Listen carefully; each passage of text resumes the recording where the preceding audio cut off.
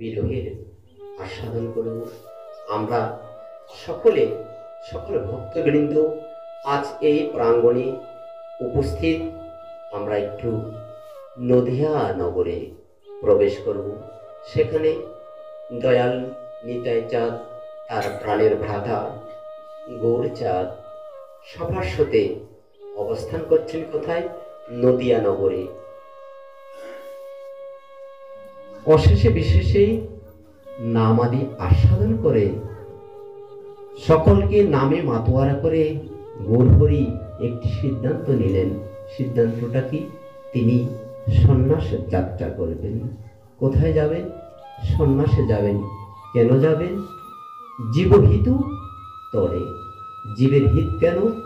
কারণ এই কলিহত জীব মন্দ বুদ্ধি, মন্দ ভাগ্য। ভাগ্যটা কিন্তু মন্দ বললে হয় না, বলতে হয় চাঁদ কপাল।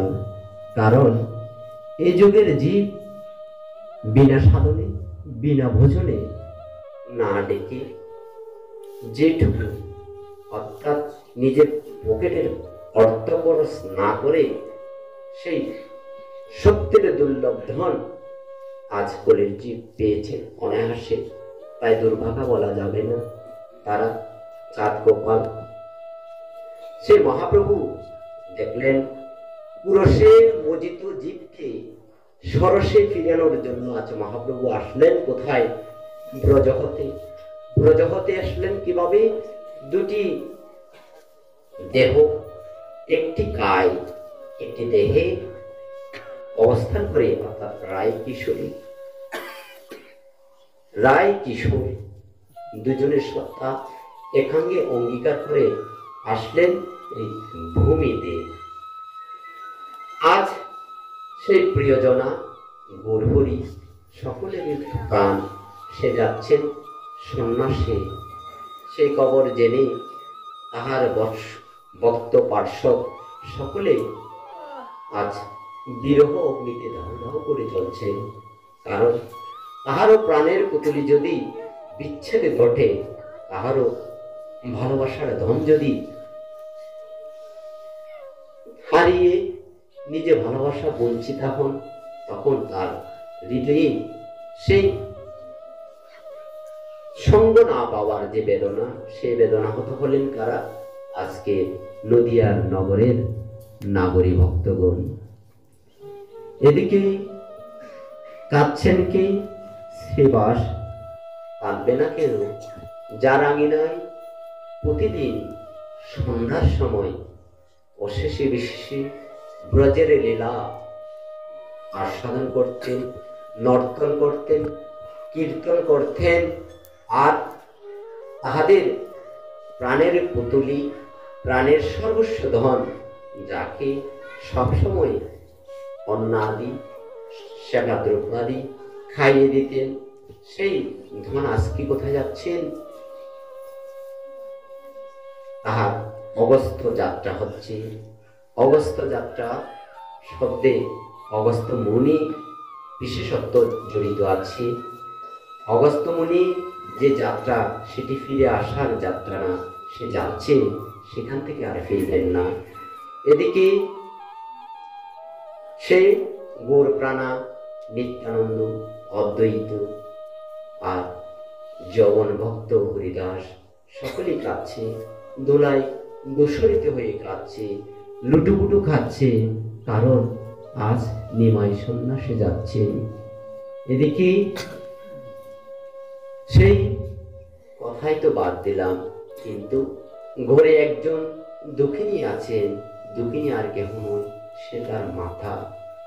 প্রসঙ্গত একটি কথা বলি, সে কথাটা অতি মরমে, অত্যন্ত জানার। সে কথাটি অশ্রুত।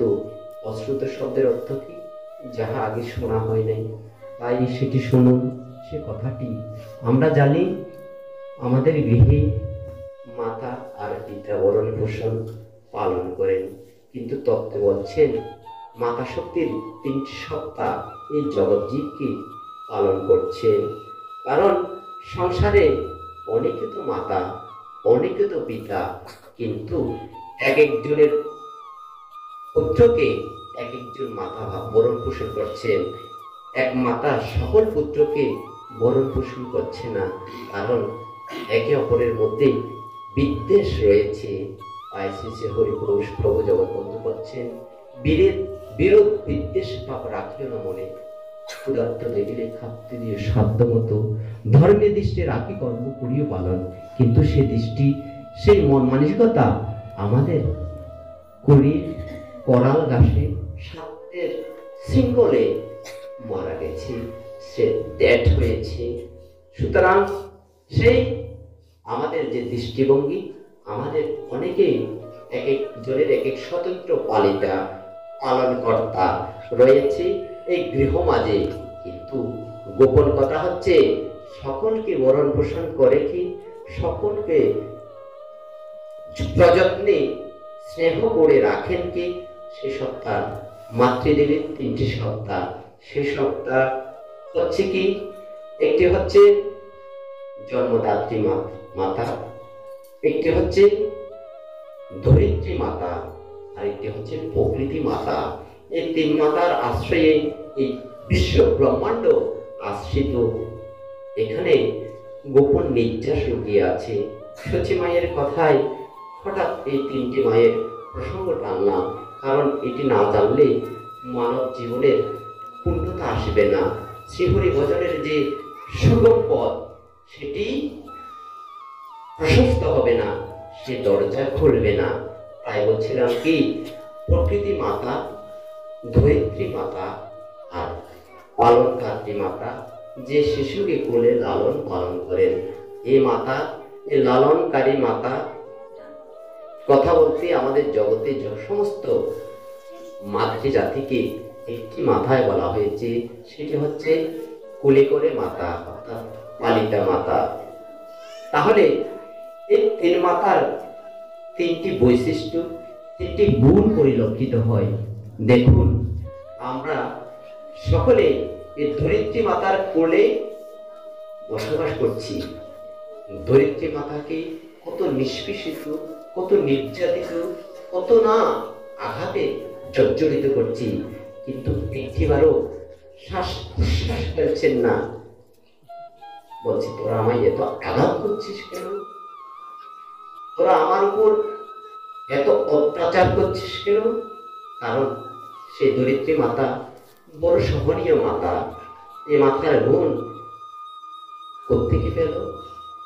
সেই গুণ পেলেন অনাদি রাজি গোবিন্দ শ্রীকৃষ্ণ হতে।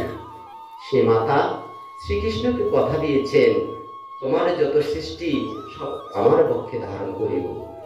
সেই থেকেই আমাদের কি নেওয়া উচিত, শিক্ষা নেওয়া উচিত।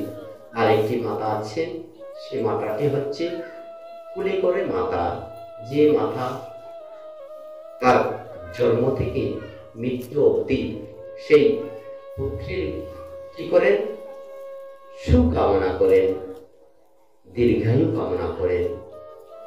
তাই সে বাসনায়, সে লালসায় দেবতা মন্দিরে, শ্রীহরি মন্দিরে, মাতারা মন্দিরে মাথা ঠোকেন, কত মানত করেন। কি উদ্দেশ্য? মাত্র একটি বাসনা, পুত্র সুখের বাসনা। এখন এই মাথার মধ্যে দুটি গুণ বিরাজমান। সে কখনো ছেলেকে আদর করছেন, ভুল ত্রুটি সংশোধন করছেন, আবার কখনো কি করছেন, তাড়ন করছেন, বর্ষণ করছেন। সেই গুণটি কার থেকে পেলেন? ধরিত্রী মাতা যে সহনীয়তা, সেখান থেকে পেলেন। আরেকটি পেলেন প্রকৃতি মাতা। আমরা দেখি কোলে করে যে মাতা, সে মাতার, ধরিত্রী মাতা সহনের যে মাত্রা, সেটি অতুলনীয়। কিন্তু আরেকটি মাতা আছেন, যিনি হচ্ছে প্রকৃতি মাতা। সকল মাতার হাত থেকে রক্ষা পাওয়া যায়, কিন্তু প্রকৃতি মাতার হাত থেকে কুসমিন কালো কেউ রক্ষা পায় না। আমরা প্রকাশ্যে যা করছি না, অপরাধ হবে বলে, পাপ হবে বলে, বিদগ্ধ ভুল হবে বলে অন্তর্মহলে যে পাপগুলো করছি তাহার শাস্তি বিধানের জন্য, তাহাকে শাসন করার জন্য একটি মাতা আছেন, তিনি হচ্ছেন প্রকৃতি মাতা। তিনি কিভাবে শাস্তি প্রদান করেন? মহারোগ দ্বারা, মহা প্রাকৃতিক দুর্যোগ দ্বারা, মহা ব্যাধি দ্বারা। তাহার হাত থেকে কেহ রেহাই পায় না। আজ সমস্ত মাতৃসত্তার যিনি প্রতিমূর্তি, তিনি হচ্ছেন সেই জগন্নাথ মিশ্রের সহধর্মিণী সচিমাতা। তার বুক ভরা দুঃখ, কোল ভরা যাতনা, কারণ তাহার একটি মাত্র অবলম্বন, সে হচ্ছে গৌরহরি। তিনি যাবেন কোথায়? সন্ন্যাসে। তাও আবার অবলা সরলা একখানা ললনা গৃহেতে রেখে যাচ্ছেন। সে আর কেহ নয়, সে ললনাটাকে, তিনি হচ্ছেন বিষ্ণুপ্রিয়া দেবী। সে বিষ্ণুপ্রিয়া দেবী নববিবাহিতা। তাহার যৌবনের সেই দিন তো সূচনা হয়েছে। আজ পরিণত বয়সে স্বামীর ঘরে এসে যে সুখটুকু দাম্পত্য জীবনে ভোগ করবেন, সেটি করছেন না। সেটি করছেন না কেন? গৌরহরি যাচ্ছেন সন্ন্যাস যাত্রায়। এখানে আদর্শ চরিত্রের নিপুণ একটি দৃষ্টান্ত পাওয়া যায়। তাহার যে যাতনা, তাহার দেহ গেহ যৌবন সমস্ত সত্তার যে যাতনা, সে যাতনা তার কাছে বলবেন, আঁখে বুঝাবেন। সেই বিরহে দুঃখ থেকে আমার বিষ্ণুপ্রিয়া দেবী। গৌরহরির দ্বিতীয় বিয়া হয়েছিল। এটি ছিল দ্বিতীয় স্ত্রী। প্রথম স্ত্রী একজন ছিলেন, তিনি ছিলেন লক্ষ্মীপ্রিয়া। লক্ষ্মীপ্রিয়া আর বিষ্ণুপ্রিয়া, সেই দুইজনে ছিলেন গৌরহরির এই জাগতিক এই পৃথিবীতে সম্বন্ধ স্থাপিত, বিবাহ বন্ধনে আশ্রিত দুইজন পত্নী।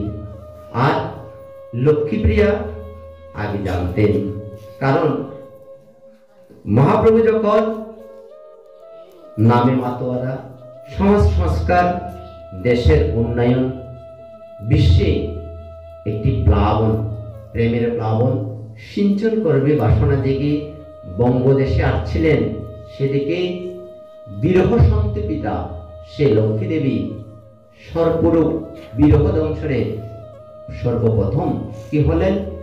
মারা গিয়েছিলেন, দেহ রেখেছিলেন।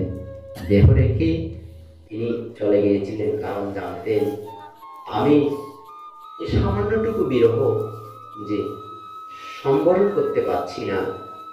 মহাপ্রভু যে এই কলির জীবের মঙ্গল কামনায় অবস্থ যাত্রা করবেন, সে বিরহ আমি আর রাখতে পারবো না। তাই তদুপরি বলছি, এই কথার প্রেক্ষিতে একটি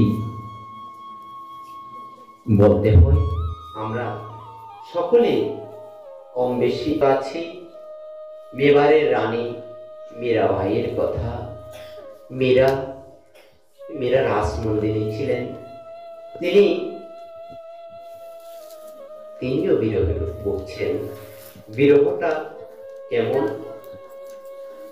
দুটি সত্তা একটি বৃত্তি, একটি বাঁধনে আটকা থাকলে সেখান থেকে যদি গত হয় একটি সত্তা, দ্বিতীয় সত্তাটির শূন্যতার যে একটি চিত্র, শূন্যতার একটি দহন হৃদয়ে সবসময় জাগরিত থাকে, তাহাই বিরহ। সে মীরা কি করেছেন? সে গিরিধারী লালকে কি করলেন? ভালোবাসলেন। তাহারও কলঙ্ক হয়েছিল, তিনিও যোগিনী সেজেছিলেন। তাই এই মীরার অনেক আগে ভজন আছে, সে ভজনের চমৎকারিতা অনেক তাৎপর্যবহ। তাই সেই মীরার দুঃখ ভরা সে মীরার ভজন দেখে পদপথটা গাইলেন।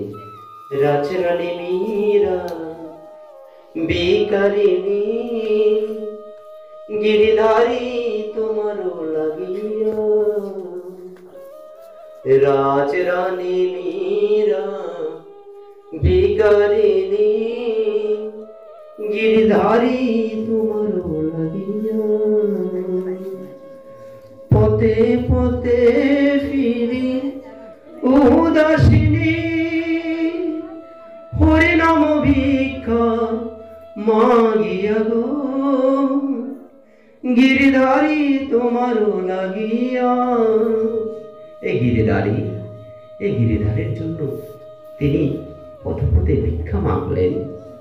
সেই রাজনন্দিনী গিরিধারের নিকট প্রার্থনা করছেন, কাঁদছেন, হে গিরিধারী, আমি যখন আমার মাতৃকুলে ছিলাম তখন আমার লজ্জার যে প্রস্ফুটন, লজ্জার যে প্রাথমিক অবস্থা, সে অবস্থা ছিল না।